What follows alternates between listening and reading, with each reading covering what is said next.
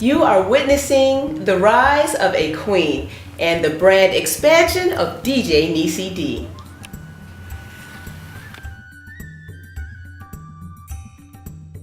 Going out to house parties back in the day, I would notice, guys are watching the DJ. And I was always curious, why were they always watching the DJ? And just one particular party, I just kind of came off the dance floor because that was always my spot. I love to dance. And I stood there and I was like, okay, so what are we watching? And it was the spinning back and forth and the whole nine. And I said, well, I could do that. I have this really bad habit of doing, I could do that. And speeding it up a little bit, there was an unfortunate car accident that my family was in, and as a result of a settlement, I had a little bit of cheese, and I went over to Jamaica Avenue in New York and to a well-known store called The Wiz, and I bought my equipment, my first set of turntables and mixer, speakers, whole nine, and the rest was history. Tell us about the first record you put on that record player.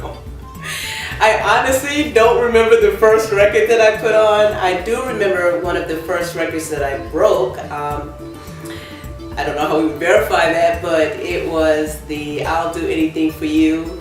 And I just remember when I first heard that song, when I went over to actually the flea market and over in Harlem, and I was like, I like this joint. I hadn't heard it before. The guy was like, this is new, we just got it. And something about that song just stuck, and I used to play it a lot. By then I had played so many other records, clearly, but I loved it. I loved DJing. There was just an instant connection. The DJs that inspired me were, all my homeboys basically out in Long Island. Tia the DJ, Infinity Machine. I remember when Grandmaster Flash came out to the Roosevelt roller skating rink, and this was really when hip hop was in its infancy. I mean, it wasn't even hip hop, it was just what we did, and it was fantastic. And those guys were who I really studied and watched, and went from just basically playing the music to trying to cut and scratch, and what has now turned into turntablism was basically cutting, scratching, transforming, spinning it back, and just altering a song and making it your own.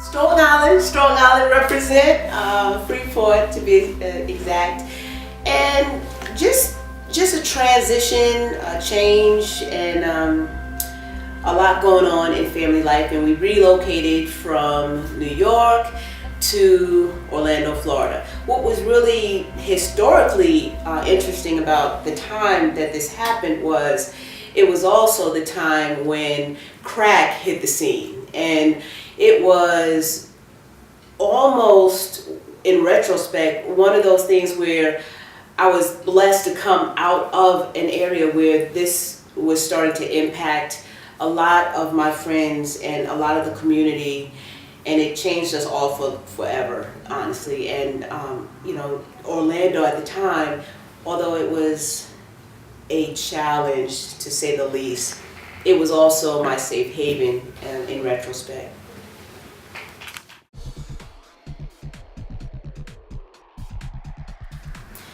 Okay, so coming out of New York, coming out of Strong Island, and being the first female DJ, hitting those ones and twos, and time had progressed. I hit Orlando, and it was time to start all over again. Once again, there were no females doing anything in hip hop, rap, BET, MTV, all that had not happened yet. So a lot of what had been my experience had not hit that Orlando market yet. So trying to replicate what I had already experienced, having an all-female crew, being the DJ, teaching my cousin how to DJ, who then became the youngest female DJ in New York, and having several female rappers, I couldn't get them to do it. I couldn't even get them to understand the concept. There was one particular young lady years forward, rest in peace, her name was Shy Rock, I'll never forget her. And unfortunately, it was also during a time in the industry when looks were everything. So she did not have what we would have called the marketable look and so forth, and that's also when they were taking vocals from one artist and putting someone else in front of the camera in the videos. So it was that time frame, and she really had skills, but it was still difficult to get her to understand the concept of an all-female crew. So it was never something that I was ever able to replicate in the Orlando market. There's the history of having access, growing up, being very fortunate, and living very well in a beautiful community, and coming to Orlando and seeing so many people who not only couldn't fathom what I was talking about, but they could not even imagine the world that I had lived and experienced. And so as I started to get involved and do things and have some level of celebrity through DJing and so forth, I wanted to give back.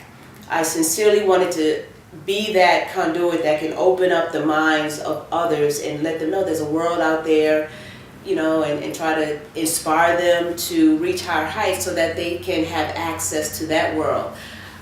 When I was young, I thought everybody had a passport. I didn't know. I didn't know that they didn't. You know, and then I'm in an area where people are lucky to even have a Florida State ID, let alone a driver's license. So a passport was just nowhere on the list of priorities or interest.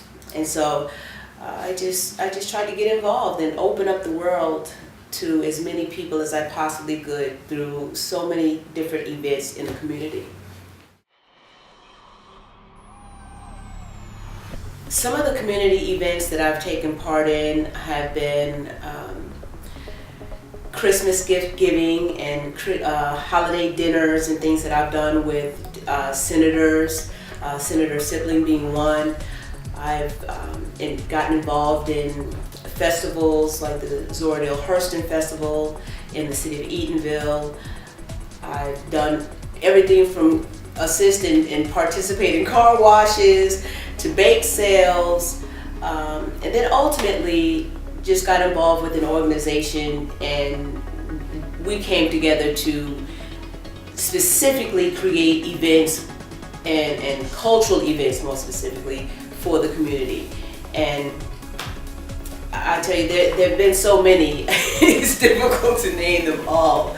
Partnership for American African Development is definitely one of the not-for-profit organizations that I'm heavily involved with, and we do a cultural festival in May called the Hankins Park Cultural Festival. Myself and a few other parents get together and we raise money and take a group of swimmers from the community to North Carolina for a swim meet. As the African American swim meet, one of the largest in the country. And those are just two things of so many. I've worked with Commissioner Ings and just Mayor Mount, and I just try to do my part.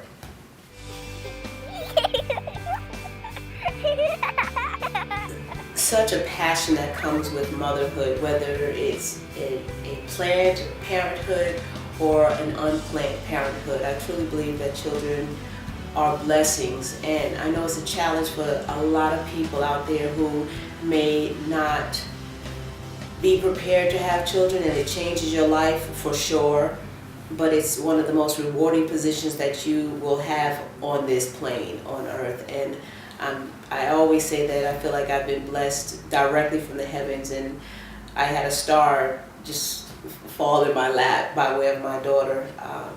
It's interesting to watch her grow.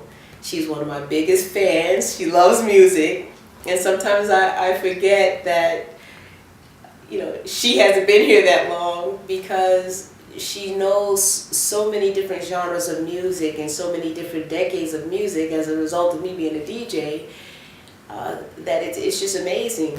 But I love it. I love motherhood. It's a blessing.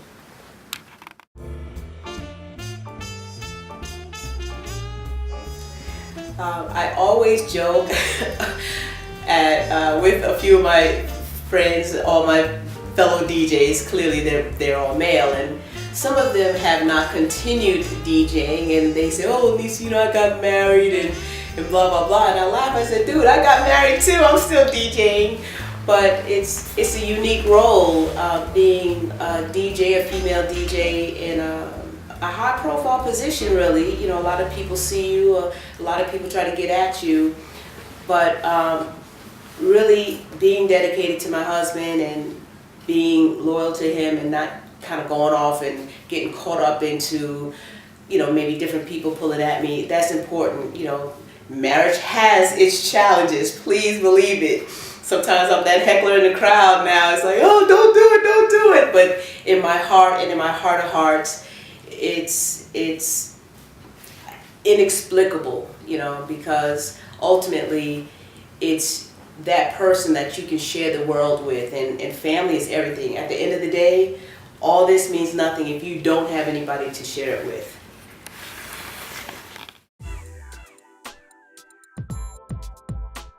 Niecy D, the DJ. Sometimes I'm cocky with it because I'm good at what I do, but most importantly, what I try to do is take people on a musical journey.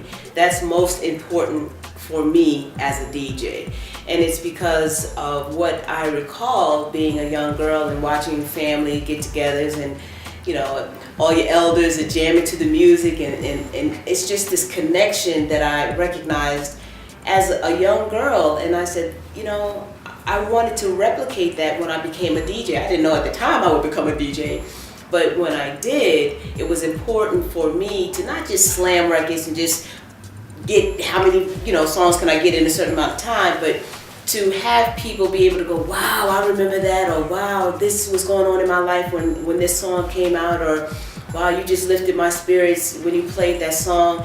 That to me is rewarding, especially in those times when promoters do not want to pay you your worth. But when someone walks up to you and says, you know, you made my night, or I really enjoyed your mixing, that is the priceless part.